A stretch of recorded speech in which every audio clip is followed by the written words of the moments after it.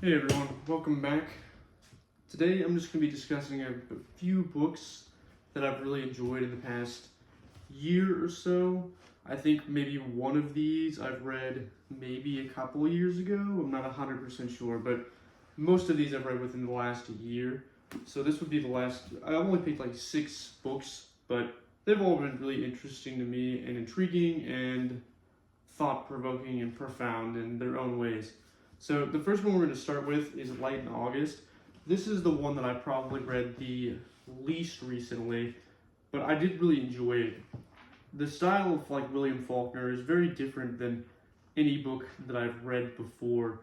Something that I really enjoyed of his is that he likes to combine 2 words together, either through use of hyphenation or just by taking the 2 words and just merging them together. So I thought that was a really cool stylistic choice by the author. This book I would consider Southern Gothic, so it's not really like a whole lot that I've read. One comparison that can be made between William Faulkner and another author would be to Cormac McCarthy. So they sort of both had that old Western style Southern Gothic type of literature. So it's sort of depressing, but it also has action and violence. But really, the story, it follows Lena, who is pregnant and she's a teenager, and she goes to Jefferson looking for her husband. Eventually, she does find him there, and he's working as a mill worker, but he's gone into business with another main character, Joe Christmas, who is moonshining. So they're making moonshine together, and they made a whole bunch of money. And yeah, it's a really great book. I think the stylistic words is probably one of the best parts of the book. The author really has very good writing, and it's very beautiful it's a very beautiful book. Something interesting about Joe Christmas is he was born biracial, or he was white and African American, and the reason that he's able to live a normal life is because he looks white, or he appears white to the people in the book, and eventually they find out that he's not white, and he's killed 2 people in the book, actually. So that's a bit of a spoiler, I guess, but I'm not going to exactly explain who, so it's not going to give away too much. The relationships in the book are really interesting. Something I don't like is the man that Lena is chasing in the book, how attached she is to this man that's just run off on her and her child. And that's kind of sad about the book. There's one part where towards the end it's speaking of the descendants of Reverend Hightower, and that's an interesting portion of the book, but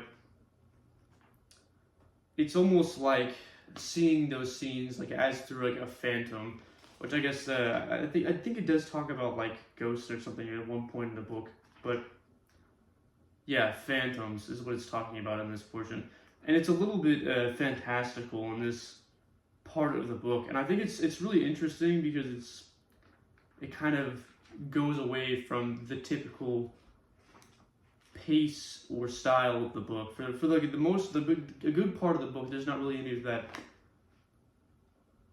those fantastical elements until you get towards the end where it has that part. So I thought that was really interesting. There's quite a bit of religious elements in the book.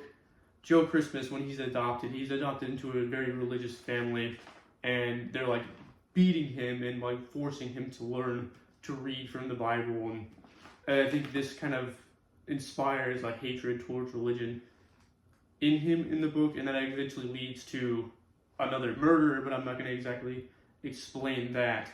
Something about the second murder in the book is the way it's explained, it kind of introduces that an idea towards the reader that that's what happened, but you don't exactly know until it's explained further by the police, and you gain a clearer image of what happened. And I think that's really interesting choice by the author. Sort of builds that intrigue and suspense. This book I actually picked up at a Goodwill maybe a year and a half or 2 years ago, and that's when I started reading it. So I think it's really valuable to go to like secondhand bookstores or thrift stores to find stuff like this, because that's what I really like about secondhand and like thrift bookstores is a lot of the times you'll find these books that people have already read and annotated.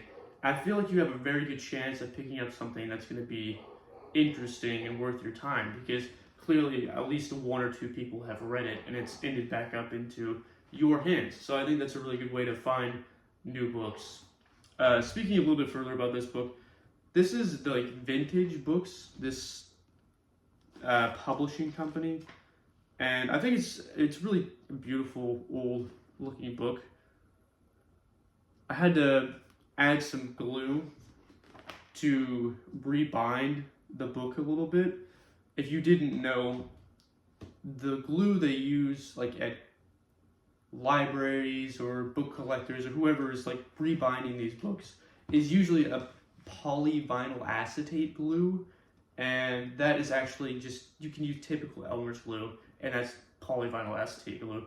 They use, I think, most of the time like more book specific glues, but just regular old school glue is polyvinyl acetate glue, so it'll work pretty well. It's probably not the best, but if you're just binding something that's just a mass-produced paperback book that's not particularly valuable, then you'll be all right using that for that particular book, just so you know.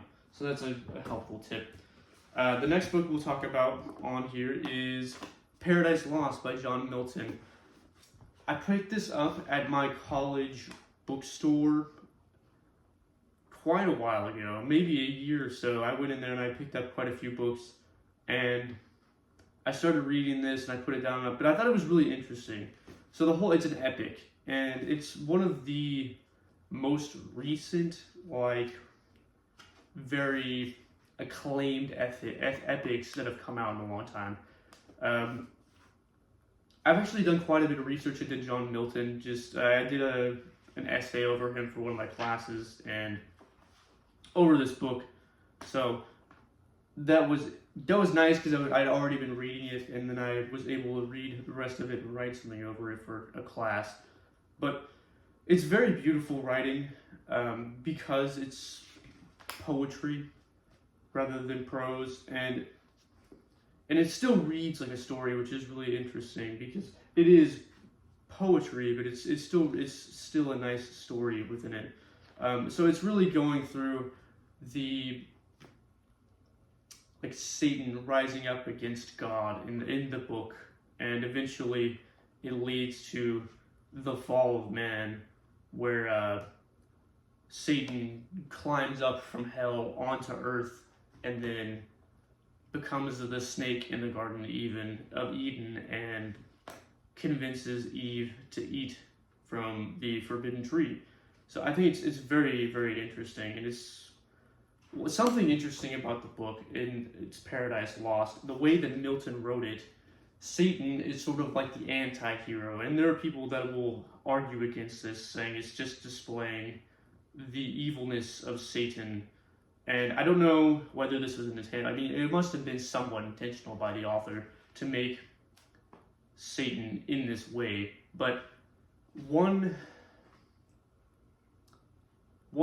comparison, or one symbolistic representation of Satan that you can see in the book is that he's representing fallen man, which I think that's very interesting, but because Milton made him so human, like showing, anger and mournful of like being cast from heaven because he wants to basically usurp the role of King of Heaven. So I think it's really interesting, and I like it because it's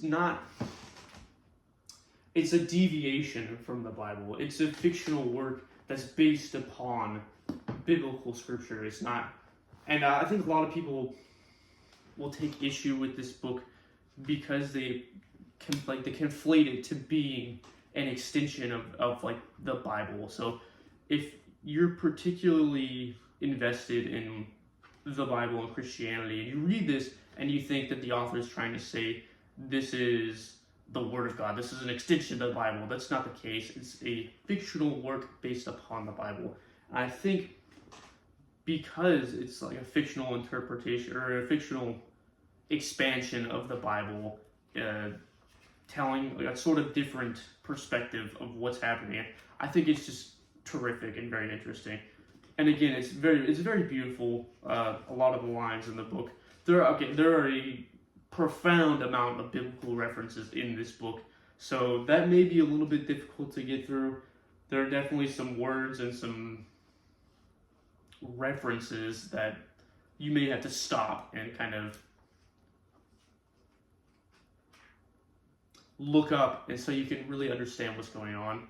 There's one particular line in this book that I've sort of memorized, but it's Satan talking about his grievances against God. But so after he's cast out of heaven, and now he's in hell, and like speaking to the people in Pandemonium. I can't remember if it was Pandemonium or Pandemonia, but it's like basically the city of hell is what that means in the book. But anyways, he's expressing that how can you send an eternal being to eternal torment and say that's like justice, that's just a punishment for someone, because and that's an argument that some people make regarding religion, is that you can't just, no matter the crime, eternal torture is not an appropriate punishment. And I think that's an interesting, it's a really fascinating observation by Milton in this book. Okay, so that's really all I have to say about this. I think it's very beautiful writing, and it reads just like a story. It may be a little bit difficult to get through, again, just because you want to look up some of the references and things to the Bible that you may not understand, and I would suggest taking your time with this, even though you could probably speed through it pretty quick, because the pages, it's poetry. It's not like full-length pages like a typical book, but it's very beautiful writing. And then there is Paradise Regained, that's after this, which I haven't read, but I think it would be interesting if you're interested in that, but you don't necessarily need to read it after this. Okay, so we'll go ahead and do Moby Dick. The copy that I picked up, it is a little pocketbook copy. I saw it in there, it looked really beautiful. This was a while ago when I bought this, but I was very happy that I did get it. It's a Macmillan Collector's Library edition. The pages are like gilded, or like so they're gold, kind of like the Bible, and I think that's probably intentional because a lot of copies of the Bible are like gilded in this type of gold. But maybe the intention behind that was that there are so many references in the book. I spilled coffee on the cover, so I did a little bit of artwork on the front and the back of it. It's my copy of the book, so I decided to do that, and I think it's cool looking. It's not necessarily that big of a deal for me. The inside of the book is really beautiful. Again, that's kind of where I get the, like, these type of flowers and stuff were already on there. It's embossed, but, or debossed, I guess, because it's into the book. But anyways, we'll talk about the actual book now. So it starts off with Ishmael, and he's going to like find somewhere to go whaling, basically. And Ishmael means God will hear. And again, there's quite a few references to the biblical in this book. At the beginning, there's a service that they hear before they get on the ship to go whaling, and it's speaking of Jonah in the Bible, like Jonah in the whale. And it's really interesting and very passionate speech, which I think is fantastic. And then there's a lot of interesting parts of the book that are inspired by the writer's life, by Herman Melville's life. So if you didn't know, Herman Melville encountered the Typee, which is a cannibalistic tribe while he was alive, and I think he was in the Navy when this happened. But Queequeg, one of the characters in the book, is actually inspired by the Typee, because he's a cannibal and he's all covered in tattoos, and he works like the harpoon while he's on the boat, which is a very, very interesting. So I've seen people, I think the grievances or the issues people have with this book are that it's so long a lot of times, and I think the criticisms of this book are in the minority at this point, because it's been out for so long. People have gotten over the fact that it's a long book. It's Moby Dick. People know it's long. If you're going to read it, you know it's going to be a long book. So you really should not be that indignant over its length. But some people still are, unfortunately. But that's okay. So after a short time in the book, Ishmael sort of becomes the background character, and then he turns back up towards the end of the book, and is focusing on Captain Ahab and his monomaniac quest to find the white whale, which is really interesting. And that's really the basic gist of the whole story, is they're chasing the white whale that took Captain Ahab's leg. And I think it's fantastic. It's got to be one of the absolute best books I've ever read. And despite its length, I think it's the length that has, I mean, you don't even really think about it. There's just so many great parts in the book. It's just kind of in the background, the length of the book. Something that will be a little bit difficult to overcome if you're just trying to read the book as quick as possible and just read it to say you've read it, or just you're trying to get through it quicker or whatever, is the amount of esoteric language regarding ships and whales in this book. So there is a large length or depth of vocabulary in this book. So I would take the time to look up or read like an article companion guide, like companion to the book, so you can see those definitions and really understand it to its greatest amount. I think taking the time to like appreciate the depth of writing the author has the links the author has taken to describe the whale and the ship and all that, it kind of enhances your experience of it. And taking the book slower and not breezing through it, I think again allows you to like digest it as you slowly go through it. One of my favorite parts of the book is when, I think it's Queequeg and Ishmael, and they're in a restaurant and they're wanting like some food, and the waitress is like clam or cod, and they order both, so they have clam and cod soup. So I think that was a really great part of the book.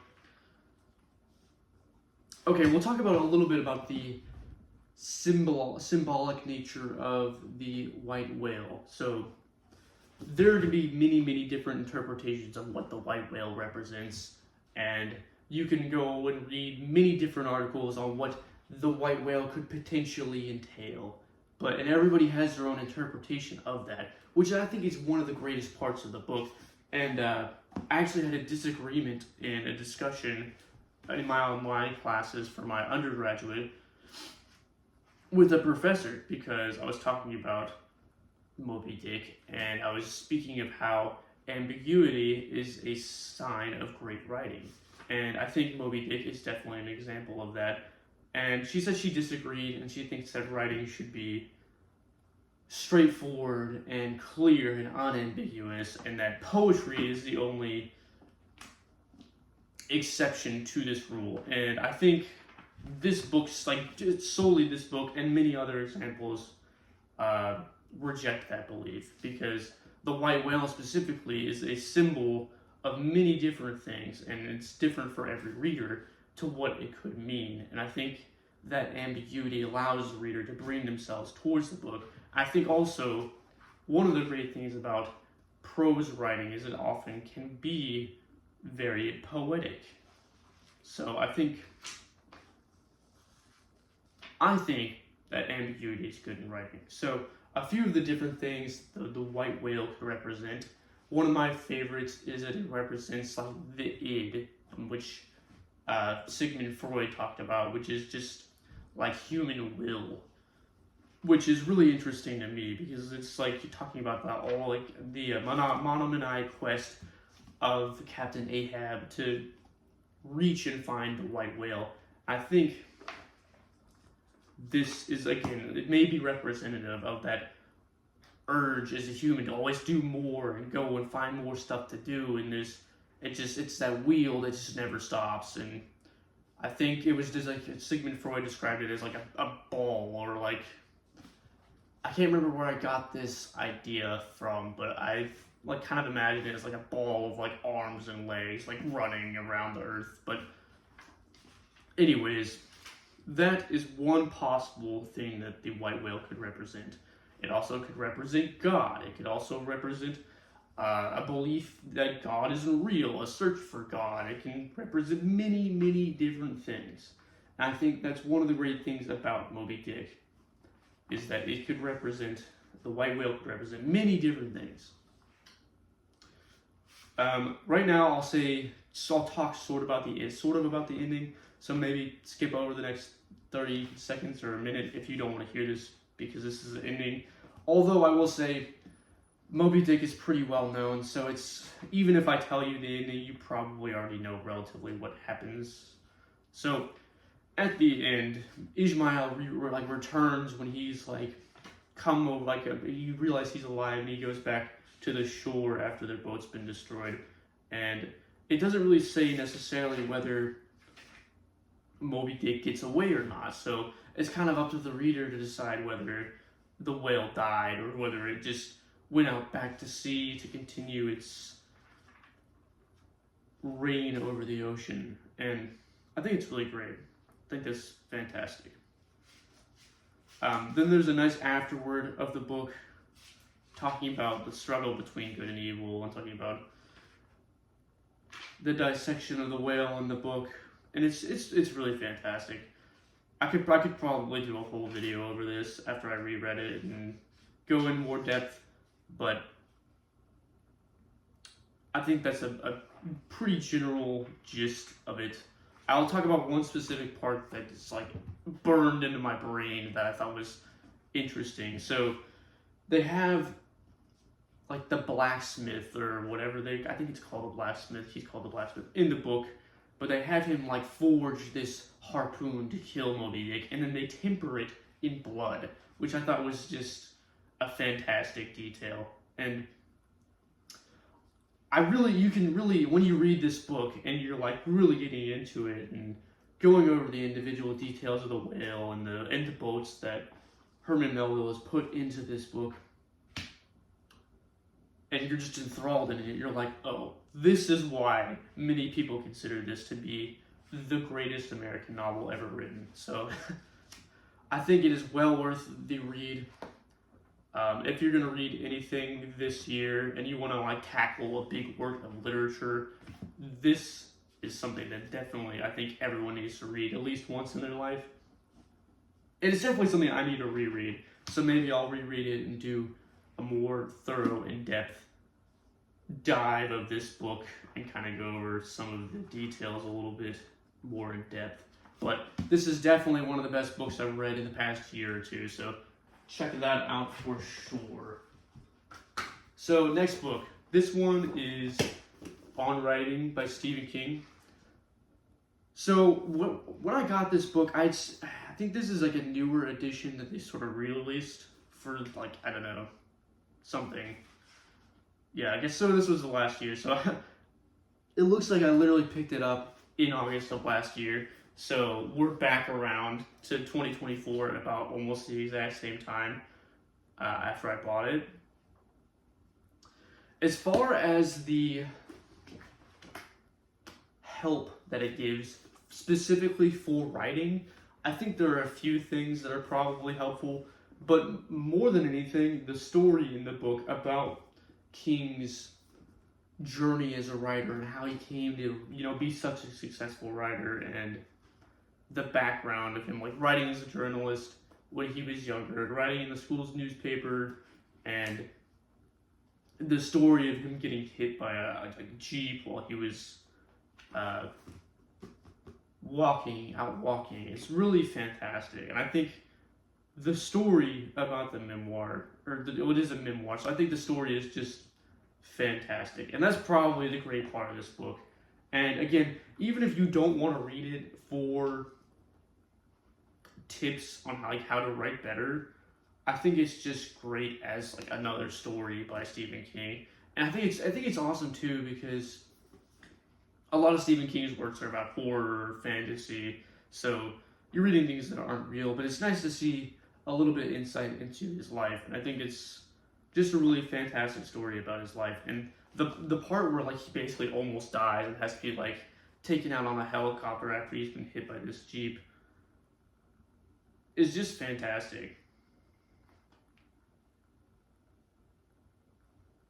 The helicopter part, I think that happened in this book. I might be thinking of a different story that I read. But I know for sure that, yeah, he at least got hit by a car and almost died. So it was fantastic. I really enjoyed this. So, yeah, honestly, again, I think there is definitely some advice in the writing, but I don't think it's necessarily anything groundbreaking. I think it's more so a story about how Stephen King came to be the writer that he is today. So that's a very good one. I would definitely check this out if you're interested in something like that. Okay, this one right here, The Stranger by Albert Camus.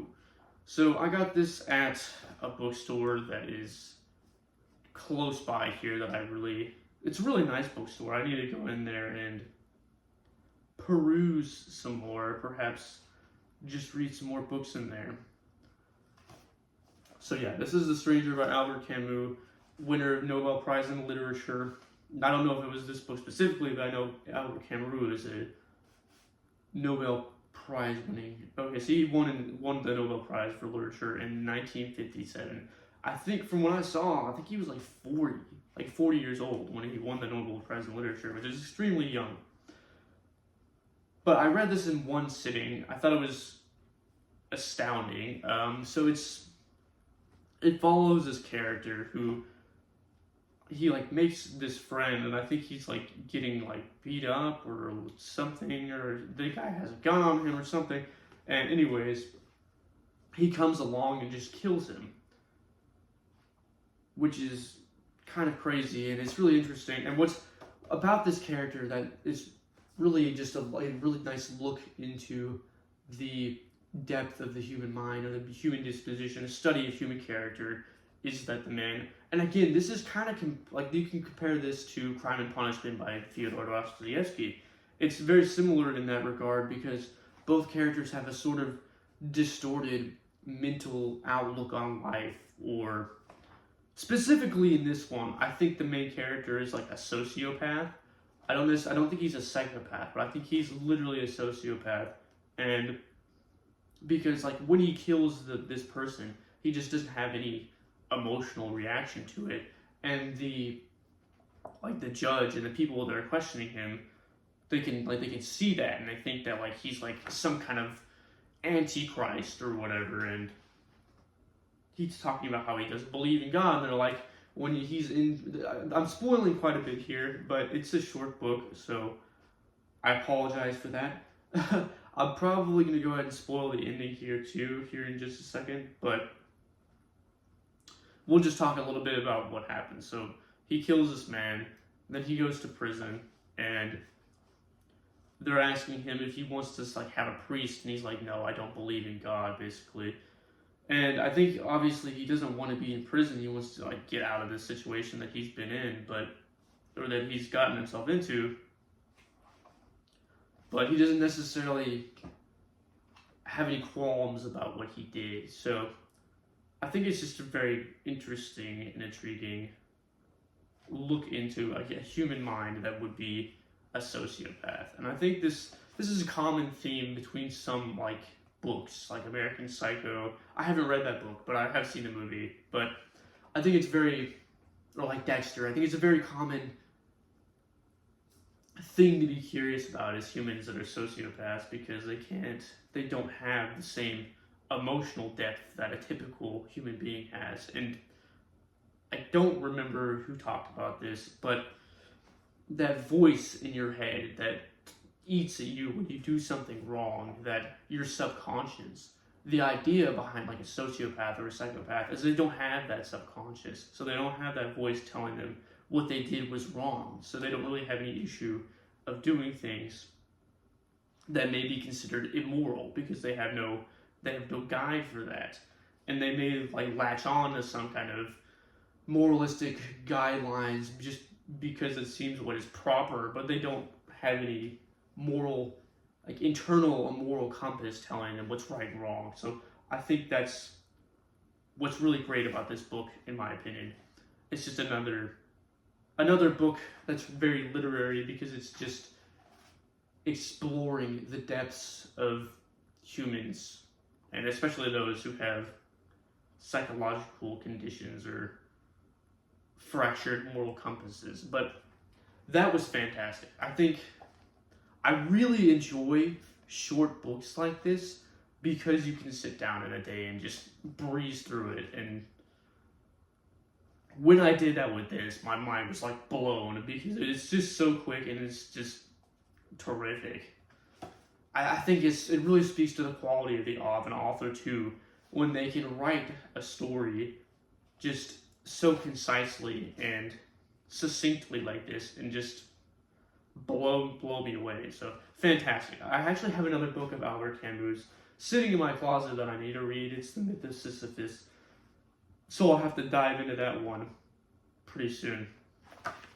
The publisher of this book is Vintage International. I don't know why, but I swear all of their books just look gorgeous. So Helen Yintis, who designed this cover, did an excellent job. I don't like their books look very, very sleek.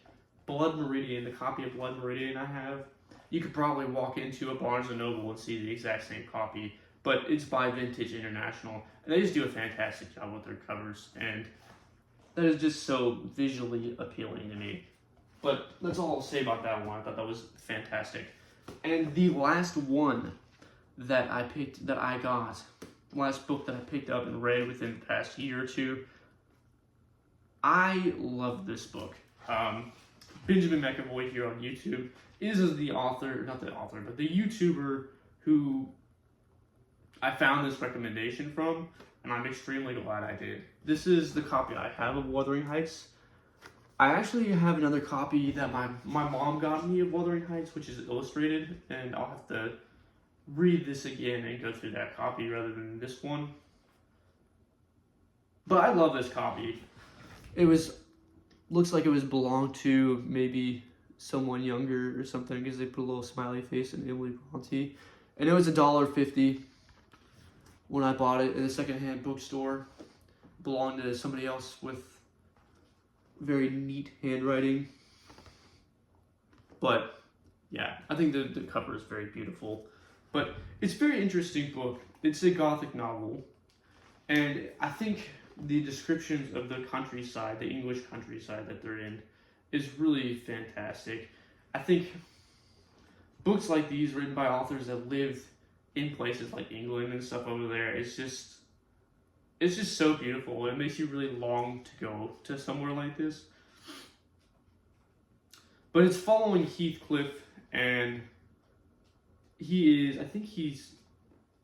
I actually don't remember what race he is, but he's like not white, and I think he gets some flack over that. But he's in love with the other main character, I guess a secondary character, Catherine, and she marries someone else, I believe, and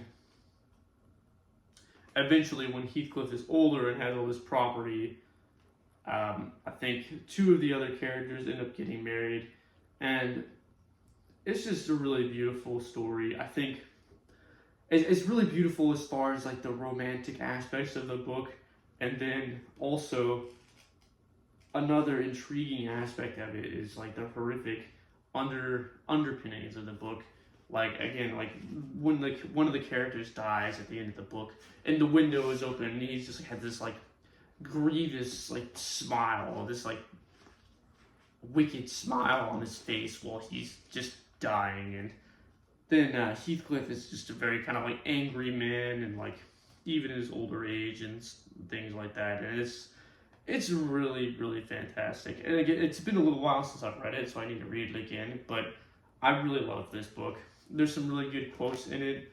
Ironically, after I read the book, I realized that we have a quotation sitting in the house from this book by Emily Bronte, and it was talking about the love between Heathcliff and Catherine. And it's really sad too, because you can tell that the two characters, Catherine and Heathcliff, are really in love, and she just marries someone else because that's what's proper or correct or better for her. But yeah, that's all I have to say about this. I'll probably do a better in-depth review of it, but I thought it was really fantastic.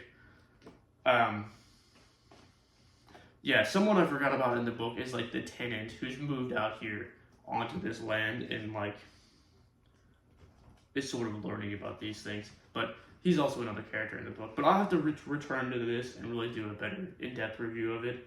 But I really like this copy I have of it too. It was like sort of falling apart, but like I said, you can use just school glue, polyvinyl acetate glue to repair older books like this. It's a Dolphin book. I don't even know what that company is. It must be an older company. Cover design by George Giusti, and the cover drawing by Robin Jacques.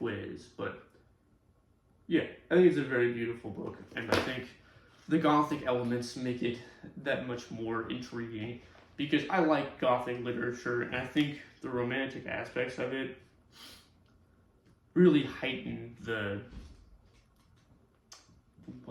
grimness of the book. So definitely check this one out too.